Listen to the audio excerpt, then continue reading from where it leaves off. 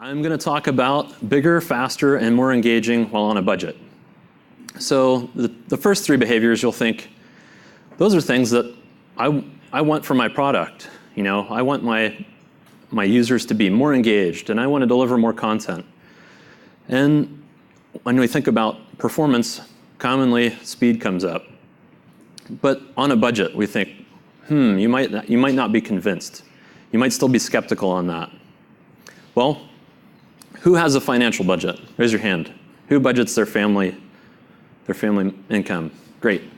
Who has a, well, you don't need to answer this one, but some of us have a dietary budget. And then think about when you exercise. Who has now a wrist monitor that tracks how much activity we're doing day to day? But then we think, before we go to bed, we look at it. Did we hit our budget? So these are all things where budgets are really helpful for us. And so today, Steve mentioned I'm going to talk about a case study. I'm going to talk about a true story about how Zillow was able to leverage some budgets. And we had some really interesting observations. Leading up to that, I'm going to tell you why budgets are important and really quickly go through how you can implement some. So first, let's look at this. This is what? Weight over time. This is how the web has evolved. And we think about this. This is going to continue to grow. And why is that? Well, we work at places where we want to increase engagement. Our developers are regularly writing more dynamic JavaScript. Designers are adding more styles and fonts. And these are all things from a performance perspective that sometimes we try and hold back. We try and manage that. So to manage that appropriately, what do we need to do? We need to measure it, and we need to measure it how? Let's think about how we measure these things. We can measure them reactively. So this is Toto, and Toto actually was before Dorothy in the movie Twister. So a lot of you are probably familiar with the movie Twister. So Toto is short for Totable Tornado Observatory. And this was only actually in place and intercepted one tornado in 1984. And you can see what happened to it. It fell over. So then you question, is the data accurate? Did we get a really good perception or picture of what happened in this event? So also think about, in this scenario, what your developers do to measure things. Are they measuring things consistently, regularly, and often? Or are they measuring things on time intervals when there's an issue that arises in production? If it's only time-based, maybe we're not getting a really good picture of user engagement. Maybe we're only seeing a little window into time that maybe we missed something that was really critical that would help better the product. So what's a different way we should measure? How about more frequent measurements? I looked it up. There's actually 22,000 registered seismographs around the globe. That's a lot. But that enables us to respond almost real time to seismic activities. In 1960, the largest recorded earthquake happened in Chile. Over 6,000 fatalities happened just by the tsunami in Chile and surrounding countries. 2010, a similar significant earthquake. There was over 500 fatalities. And if you watch the news, they actually experienced another significant earthquake in just last month. But with modern technology and modern prevention systems, everyone's smartphone was notified within minutes. And the impending tsunami was about to happen within minutes. So people were able to seek safety. Chile reported there was, this time, only 13 fatalities and 5 missing persons. That's a huge improvement in time, just to be able to respond to those events. So now you're thinking, okay, well, if we have measurements more often, how's that going to affect things? Or I have all these measurements already. So why do I need to measure more? Well, think about this. A lot of us see this every day. But what if we didn't have a fuel gauge in our car? How many people have run out of gas, even with a fuel gauge? Yeah? I knew there would be people in the crowd. Some of the most modern cars have the light above the fuel gauge. This is actually a picture from my car. I took a picture at a low fuel scenario, and the light comes on to say, hey, you're almost out of fuel. You better do something. This is a call to action. Even though the data is in front of us, on a regular basis, we might just totally be oblivious to it, unless the dashboard comes on and says, hey, get gas. So think about how you can bring some of your measurements more to light with your developers on a day-to-day basis. So we want to see measurements and what's important to measure, what's important for us to evaluate on a high frequency. From a client perspective, thinking about bigger, we think about weight and requests. How can we evaluate this? Think about measuring resources, specifically resource timing, like quantity of images, size of images, styles, JavaScript, things such as this. And in terms of faster, think about time. So user timing and other things specific to user perceived performance. And this is where I'll call out, if you don't have user timing or you haven't implemented user timing marks to measure your user experience, think more about how you can implement that, or review and research more about how that can benefit you. How can we measure this? There's two common ways to measure. Synthetic measurements and real user monitoring. Speed curve is a good solution, simple, but also think about web page test.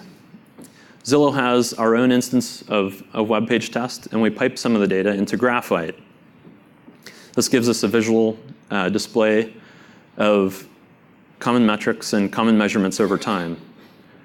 Think also about Phantom.js with HAR, and also consider maybe visualizing this stuff in Splunk.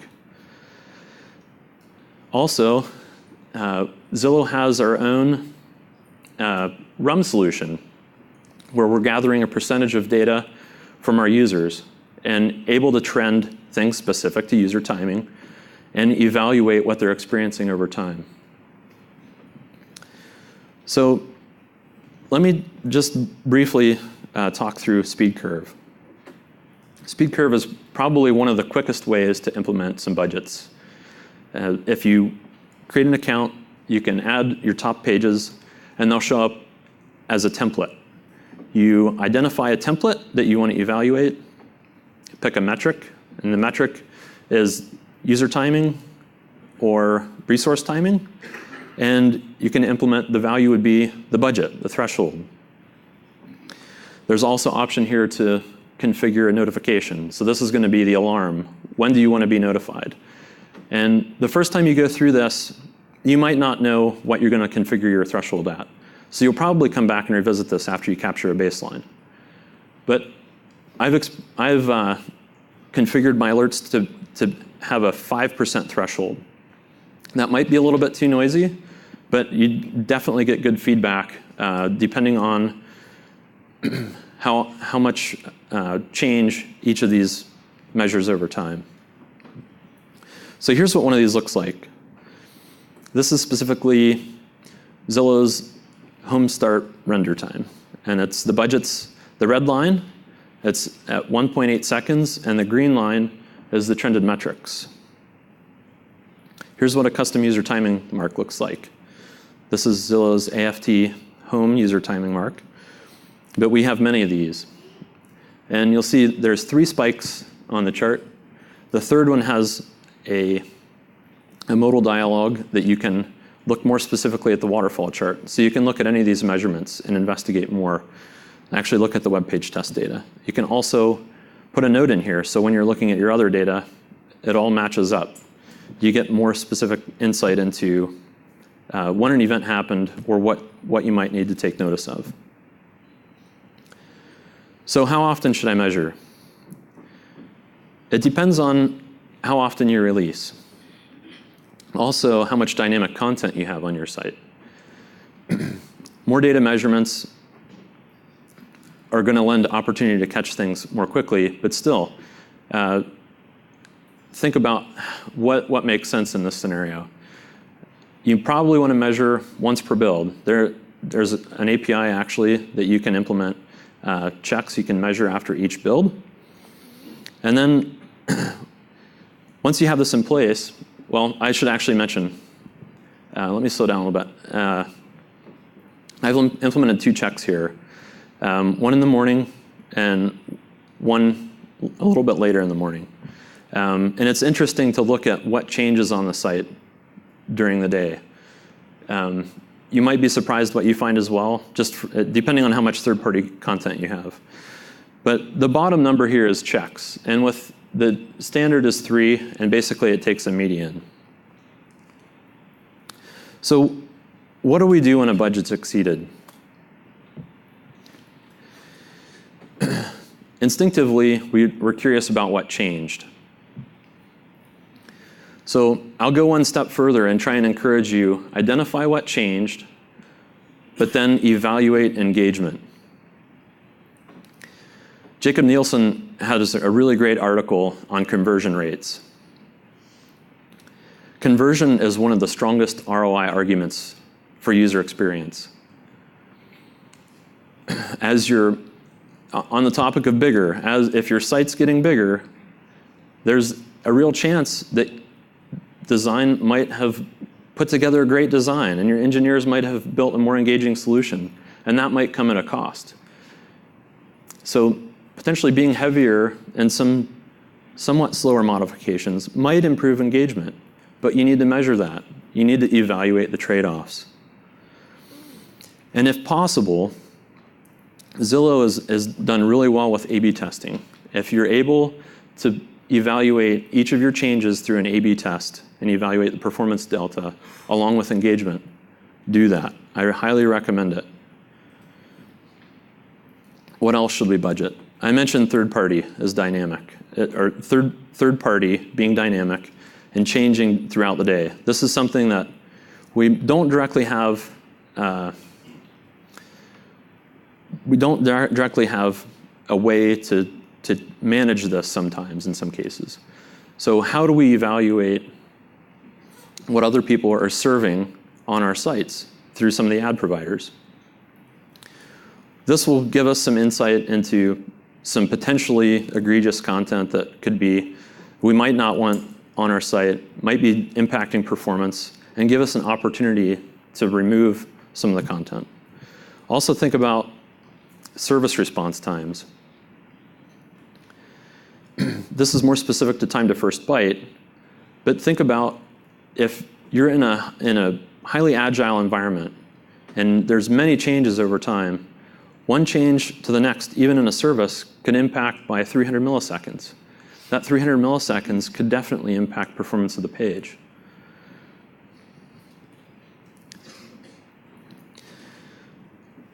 What are some other things we can measure? Think about responsive design. This is a screenshot from one of our performance dashboards. Forgive me for the censorship here. But this should give you some specific insight into some of the performance that we evaluate and look at on a regular basis. And Laura from Etsy gave a great talk yesterday where they're actually making their goals and their performance very visible for the teams. Zillow is doing the same thing, and it's changing the culture of performance. So one thing specific here, you'll see mobile user timing is on the left and desktop is on the right. I can mention that over 2/3 of Zillow's traffic is on mobile devices. And on the weekends, it's over 70%. That's a significant percent of our traffic. That means mobile is really a high priority for us to evaluate. So this is a great indication and opportunity for us to look at user timing and evaluate what's happening. And another reason I picked this, you can see the horizontal line in this case is the budget, and it's below the trend line. But this is a goal. This is something this is something the teams are monitoring on a regular basis, and we're working to drive time down to this goal. And you can see recently the trend goes away from the goal. We were already there, but now the team is aware of this, and we're able to engage on this. From the desktop perspective, the trend is slowly getting closer to the goal. And then as soon as we achieve the goal, we're definitely going to celebrate it. So how does all this help? Now I get a great opportunity to share with you how I've been able to leverage performance budgets, and they've been really successful inside of Zillow. So during my commute one morning, I'm looking through email, and I see this. This is a screenshot from a notification email from SpeedCurve. Several months prior from receiving this, I configured our top pages in SpeedCurve, and I set up as many budgets as I could. I was just curious to see what was going to happen. What feedback am I going to get? How is this going to help me? And I'm looking at this and I'm thinking, okay, onload time was over by 61%. That's a 7-second increase. And this is our mobile search page. So I'm thinking, what's going on? So I scroll a little further, and now I see image requests were over budget by 373%. This was 112 new images that were introduced on this page. I scrolled further and saw total size over by 417%. Now I'm getting concerned. This is now almost 13.5 megabytes for a search on a mobile device. So this is really surprising. I'm thinking, this can't be, this isn't right. So what did this enable me? This gave me the opportunity to reach out to the team right away. I noticed, more specifically in this next slide shows, the image size increased by 708%. This was 11 megabytes of additional images, and likely the culprit, but I wasn't sure. So I'm still thinking on my way to the office, actually, what are our users thinking? What's the experience for them? I navigated the site, looked for myself. Okay, it loads, everything's fine. What's going on here? But actually, before I was in office, I'd already engaged with the engineers. This is what I heard back. This was a feature that was released the day before. On the devices on the left, the mobile device and the tablet show the legacy view, and the devices on the right show the new view. It's a full width photo of a property. And we think, okay, well, we have a bigger image, we added some weight, but that doesn't sound right to me. And when I talk with the engineers some more, they say, the A/B test really improved engagement. This is the right thing to do. So still not inside, I'm not convinced. I'm still thinking, well, what am I going to do? So I reach out to our internal business intelligence team, and this is what they provided me. Much to our surprise, impact to engagement was insignificant. You can see this shows mobile from phone and tablet, and page views per unique user as well as page views per session are both the highest numbers on the chart, around just over 3%. So 3% delta during this time range from when the legacy feature was out till when this new feature was on the page. This is the engagement change we saw. And this correlates to think, well, what really happened on the page? And why didn't this impact performance like I thought it would? So just to mention, traffic and other things could influence this amount of impact. So from this, we surmise that there was no significant impact. So what actually changed? I'll ask the audience, does anyone have an idea of what actually changed on the page to cause this to happen? Does anyone want to guess? What was that? Preloading? No? What was the... You can fit more images because of the layout? No? What caused the additional images to show up? No? No? we have another view for map. You can switch to the map view. Longer time on the page? No. We had a bug in the page. We had a bug in our A/B test bucket.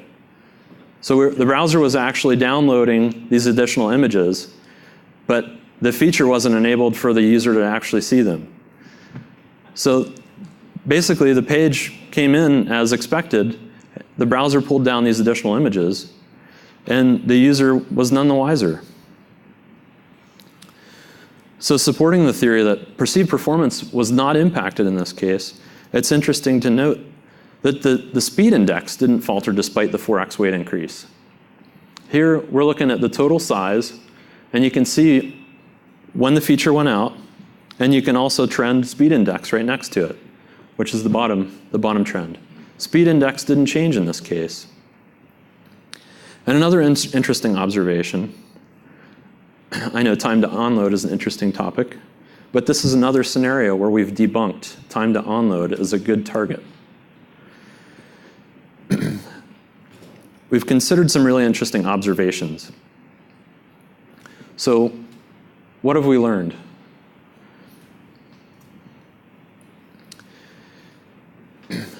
Increase the frequency of measurements.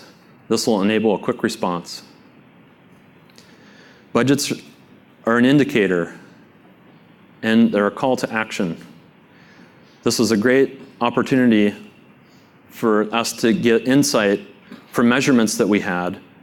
We might not have been looking at them, all of them on a regular basis, but the alert, the notification for me to evaluate and take action was a quick enabler for the team to resolve potentially a big issue.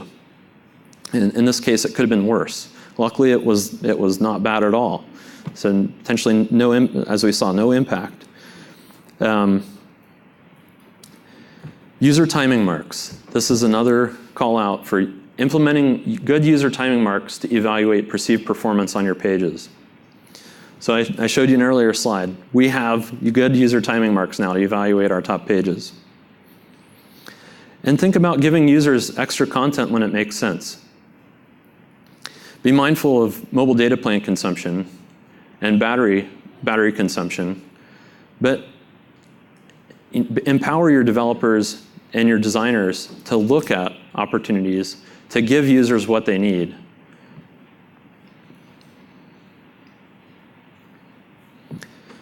So this is Mount Rainier in Washington State. I consider it a sleeping giant. I hope it doesn't blow up while I live there. But atop the pole on the right is something that millions of people rely on. This is the early warning system. So think about that the next time you're implementing measurements or how often you measure, and any alerts or notifications that you could put in front of yourself to help save yourself or save your team, and implement your own early warning system. So we have some really good content in our Zillow engineering blog, and we're also hiring. So I have more time, so I'm available for questions. I think I went way too fast, sorry. Patrick. When you turned off the hidden experiment, did any of the business metrics improve from the hidden data, or was it complete no-op? Repeat the question. So did the business metrics change after we turned off the hidden, basically fixed the bug? The marks stayed the same, yeah. So the before and during were validated. Steve. I still don't understand, why did more image weight appear? Oh, so I didn't really describe the new feature that was implemented. So basically, think of the properties that were listed and an opportunity to look at more photos per property as you're scrolling the search result list. Yeah, because it's not enabled in the feature yet. So eventually, So you were downloading images in case they scroll? no. So Expanded the property to look at more info. yes. So so as you're scrolling properties, you might have an opportunity to look at multiple images per property. And so you were downloading multiple images for each property? Yes, Whereas before it was just one? correct. Over here.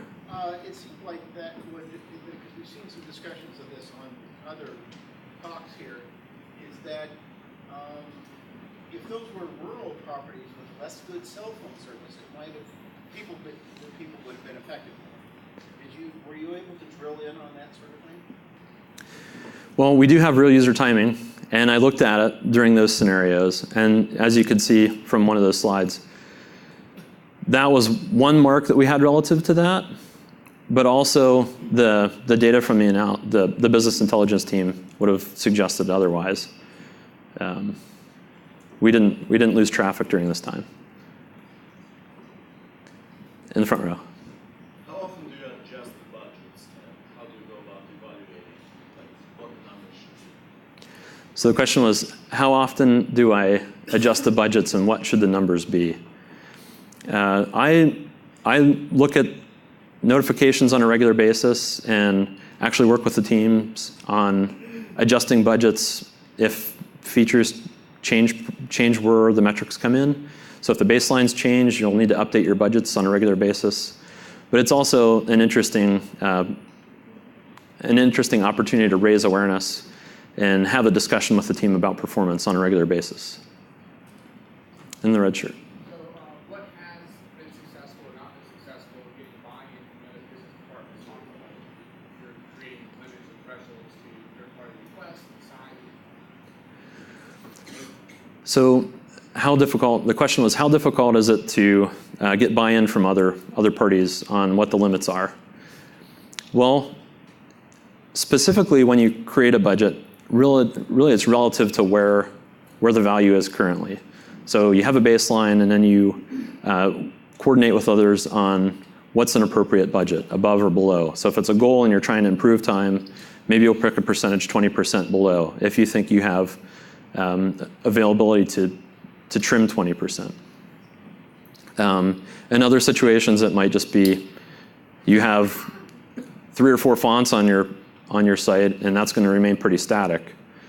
But usually trying to get buy-in from others has been pretty straightforward, just because we know we'll pick a percentage above or below, and it's a great starting point. Over here. So I think I hear you saying that the budget is more of a threshold as opposed to an allotment, where different teams throughout the company can have a certain amount of either requests or data that they can add to the pages. Is that right? Yes. So just to repeat the question, it was suggested that budgets are an allotment that teams have relative to a value. Yes. Is Over there a here? way to measure perceived performance? Yes, the user timing mark. Steve has a great article on his blog. Patrick has a great article as well about implementing above the fold time performance user timing marks, W3C user timing marks. And specifically, evaluate what is the perception, or put that mark relative to something that loads on page. That would be a good perception of user performance. So in some cases, it might be a hero image. In some cases, it might be a dialogue, an entry dialogue, or a navigation dialogue for someone to take action with. And that's really a great indicator of a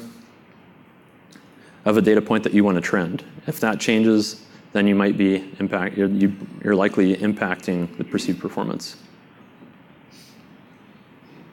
Over here? You have these like polling times that you hit the site, you see how long it takes to load, but you also have actual real user data and timing on that. Why would you look at automated polling time and not just the real user time? Yeah, so the question was why synthetic and RUM versus just RUM?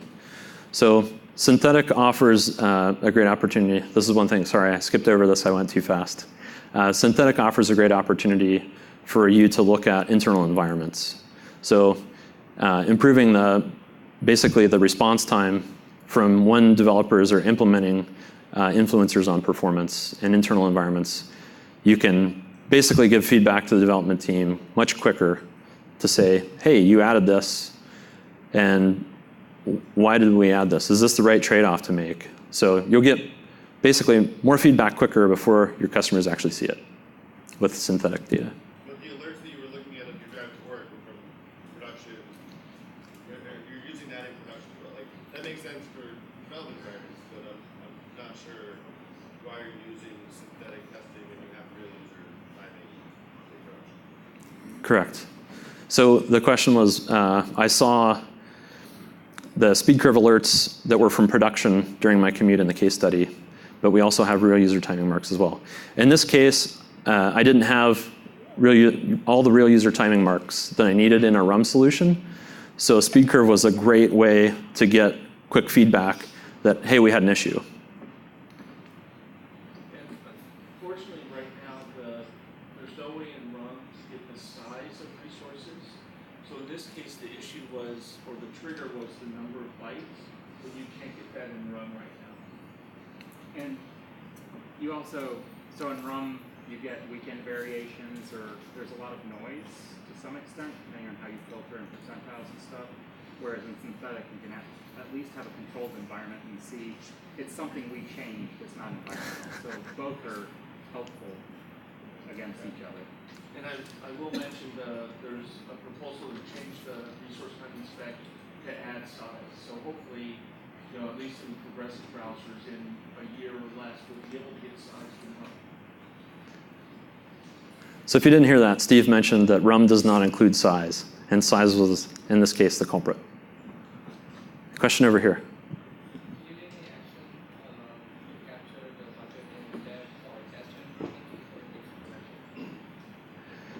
I'll try and repeat that. Did we do anything to investigate this scenario internal?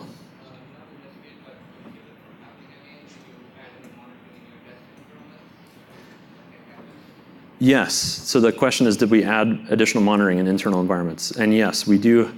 We are measuring these similar timing marks internal. Patrick. Do you have buy-in on performance from the top down? And does that make it set budgeting easier, or do you get any pushback from various teams when you try and get them to focus on performance? Yeah, so the question is, do I have buy-in from top down, or do I get issues from teams when we need buy-in for performance? And we do have top-down appreciation for performance, but at the same time, the teams and the engineers are really focused on performance as well. So people are committed to improving performance. We see the benefit. People are engaged and really excited about it. Sometimes the scenario might be that maybe someone's focused so much time on improving performance that they're maybe a little bit burned out on it, or they've racked their brain too much. And that might be more of the scenario where someone says, I think I've done everything I can do. What else? They might not be as interested to try and set a higher performance goal, but still there's interest to at least trend and measure things that they own and evaluate. Did performance get worse, or look for long-term strategies to improve performance if you think there's an area where you've already optimized really well.